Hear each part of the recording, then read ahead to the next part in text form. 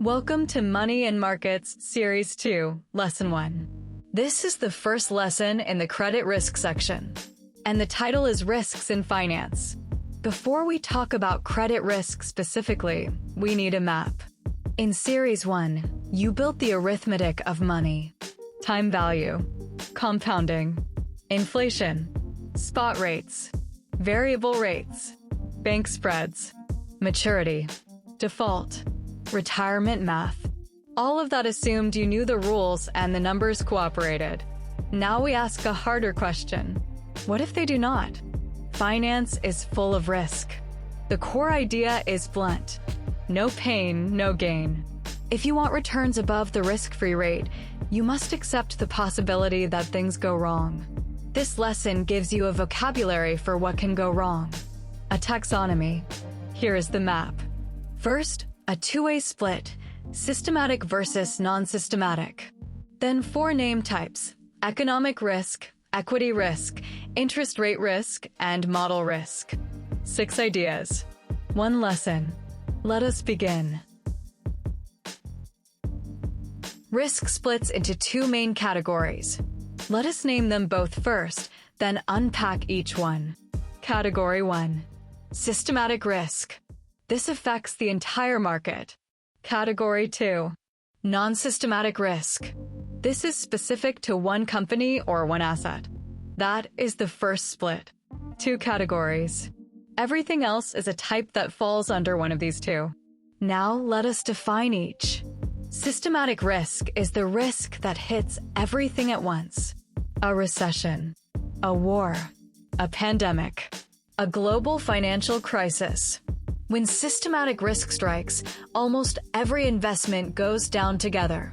You cannot diversify it away because there is nowhere to hide. The entire market moves. Non-systematic risk is the opposite. It affects one company, one sector, or one asset. A CEO resigns unexpectedly. A factory burns down. A product recall destroys a brand. The rest of the market may be perfectly fine. The practical difference is diversification. If you hold many different assets, the non-systematic shocks tend to offset each other. One company's bad news is balanced by another's good news. But systematic shocks hit everything, and no amount of spreading protects you fully. Within those 2 categories, there are many specific types of risk. We will focus on 4 main ones in this lesson. Let me list them all first. 1. Economic risk. 2. Equity risk. 3. Interest rate risk. 4. Model risk. These are not the only types of risk in finance. There are many more. But these 4 are the ones you need before we move into credit risk in the next lessons. Now, let us take them one at a time. First, economic risk. This is the risk that adverse changes in economic conditions negatively impact businesses, industries, or even entire economies. Think about it at the country level. If you invest in a country whose economy is growing, your returns look promising. But if that economy enters a recession, if the currency collapses, if trade wars disrupt supply chains, your investment suffers even if the company itself is well managed. The practical lesson is simple. When you evaluate any investment, do not look only at the company. Look at the economy it sits inside. Second name type, equity risk. This is the risk that stock prices will change in an unfavorable manner. You buy a share expecting it to go up. It goes down. That is equity risk. But there is a deeper point. To justify holding stocks at all, you need to expect a return above the risk-free rate. If government bonds pay 4% with near zero risk, why would you buy a stock that might lose 20%? The answer is that stocks, on average and over long periods, tend to pay more than bonds. But that extra return, the equity risk premium, is the compensation for accepting the possibility of loss. If stocks always went up, there would be no premium. Everyone would hold them. The price would rise until the expected return equaled the risk-free rate, and the extra reward would disappear. Risk is the reason the premium exists. Remove the risk and you remove the reward. Third name type, interest rate risk. And this one comes with a worked example. Imagine a bank that offers 30-year mortgages at 5%. The bank locks in that rate for the life of the loan. Now suppose, a few years later, market interest rates rise to 8%. The consumer is happy. They locked in 5% when the market now demands 8%. Their monthly payment stays the same while everyone else pays more. The bank is not happy. It is earning 5% on old loans, but its cost of funding, the rate it pays depositors and wholesale markets, has risen toward 8%. The spread has collapsed. On those old mortgages, the bank may be losing money. This is interest rate risk from the lender's perspective. The rate you locked in looked fine at the time, but the world moved, and now the locked rate is below your cost of doing business. You saw a version of this in Lesson 7 when we discussed the maturity mismatch. Now you see the risk that lives inside it. Same risk type, different angle. Interest rate risk from the investor's perspective. You hold a bond that pays an annual coupon of 4.5%. You bought it at par, 100 cents on the dollar, and you are happy with the income. Then newly issued bonds from the same kind of issuer start paying 6.4%. Your bond still pays 4.5%. It has not changed. But now anyone comparing your bond to the new ones sees a worse deal. Why would a buyer pay full price for 4.5 when they can get 6.4 from a new bond? The answer is, they would not. If you want to sell your bond before maturity, you have to sell it below par. Below 100 cents on the dollar. That discount is a capital loss. You did not do anything wrong. The company did not default. The coupon still arrives on time.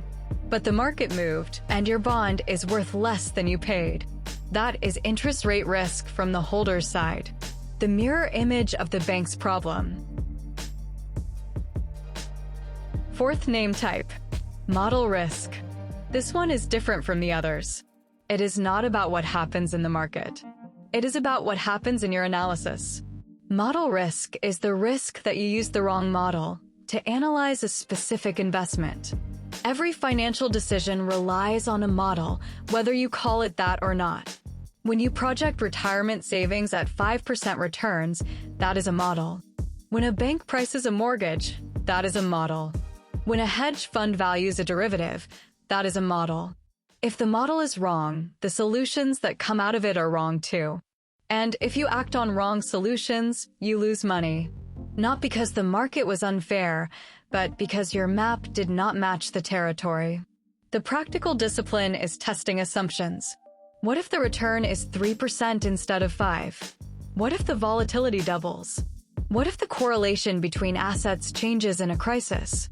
Quantitative work is powerful, but only if you respect the gap between the model and the reality it tries to describe. Why does this taxonomy matter?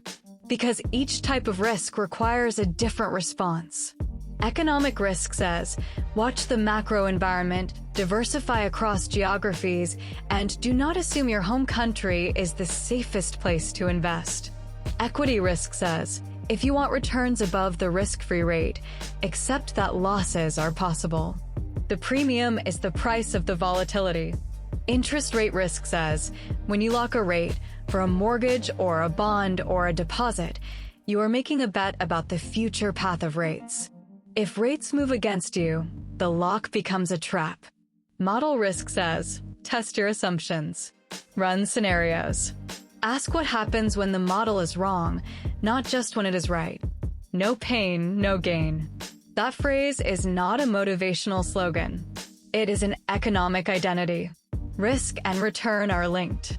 The job of a financial professional and of any educated saver or investor is not to eliminate risk. It is to recognize it, measure it, and decide how much of it you are willing to carry. Now we zoom in. The taxonomy you just learned names 4 types. But there are many more. Operational risk, liquidity risk, legal risk, reputational risk. Those show up later in the series and in future lessons. For now, the rest of Series 2 focuses on one type specifically: credit risk. Credit risk is the risk that the borrower does not pay you back.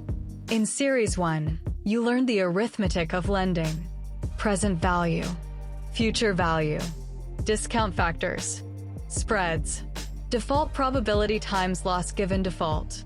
All of that assumed you could calculate the numbers. Credit risk is where the numbers meet human behavior. A borrower loses a job. A company's revenue drops. A country defaults on its debt. The next 4 lessons walk through what happens when borrowers break their promises: default, bank runs, deposit insurance, bonds, Basel regulation, and the summer of 1974, when a single bank failure changed how the entire world supervises finance. 3 takeaways to carry forward from this lesson. 1. Risk splits into systematic and non-systematic. Systematic hits everything and cannot be diversified away. Non-systematic is asset-specific and can be reduced by holding a broad portfolio. 2. For name types: economic risk, equity risk, interest rate risk, and model risk. Each requires a different tool. Economic risk needs macro awareness. Equity risk needs patience and the acceptance of loss. Interest rate risk needs understanding of lock-in dynamics. Model risk needs humility about your assumptions. 3. No pain, no gain. Risk is the price of return. The job is not to eliminate it, but to recognize, measure, and manage it.